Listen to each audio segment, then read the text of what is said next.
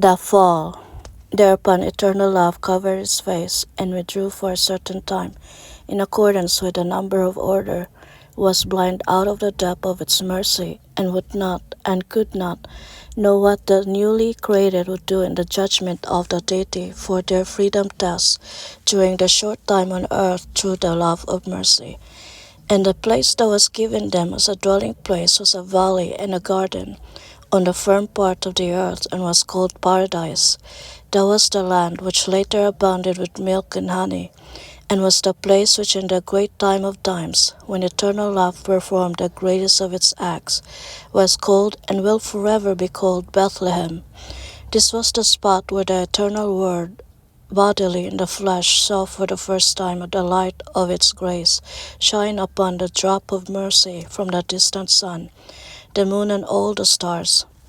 And behold, their desire kept growing in the judgment of the deity, testing them in its wrath.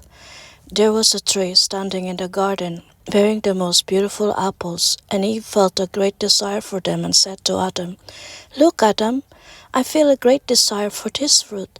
If you want it, I shall pick one and taste it, and then hand it to you as a first gift from my hand." And Adam was silent, pondering the words of Eve, and an inner voice, which was holy as it came from the deity within him, spoke to him, "If you eat from the fruit of this tree, you shall die."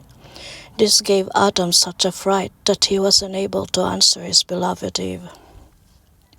And a desire rose within Eve, drew her beneath the tree, and made her pick an apple from it. Adam now felt that Eve had become disloyal to his heart. He became saddened and said, "Eve, Eve, what are you doing? The Lord of might, power, and life has not yet blessed us. You are holding the fruit of death in your hand. Throw it away, that we may not die in our nakedness before the Lord of justice." And behold, the earnestness of Adam frightened Eve in her desire, and she let the fruit of death drop to the ground. And she was freed from her desire, and Adam was very pleased, at being liberated from the deadly snares of Eve's desire.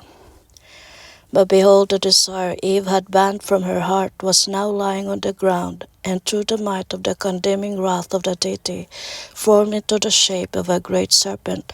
It took the fruit of death into its jaws, crept up the tree, twisted round it and all its branches and twigs from the root to the top, and kept staring at Eve.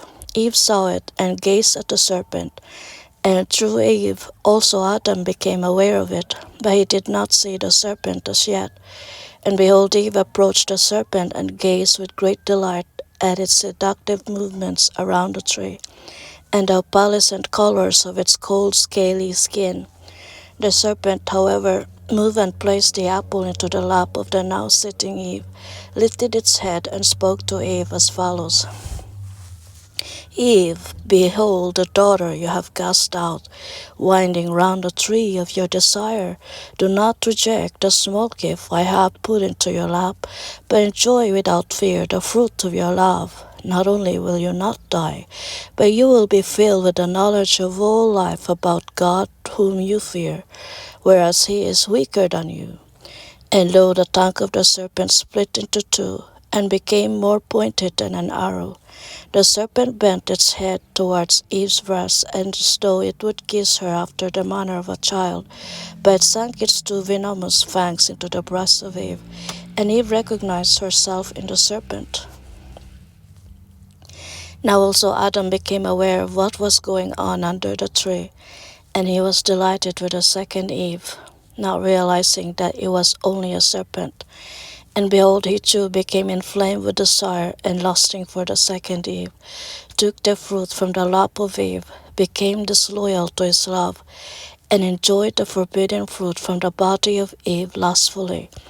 And in this enjoyment he recognized himself as the first who was lost, because of the great conceit of his blind self-love in the kingdom of light of eternal love, and that he had fallen to the sea of wrath of the forever inexorably slaying deity. And now behold, as he thus recognized himself, and so did the deluded Eve through him, great remorse rose from the bottom of his heart, and Eve was ashamed when she became aware of her nakedness. and that of Adam. And in her great dismay she covered her nakedness with leaves from a fig tree. Adam too stretched out his hands for the leaves to cover his nakedness, hid himself in a cave, and shed tears of great grief. And Eve hid herself behind a thorn bush, and grieved bitterly over her guilt of seduction.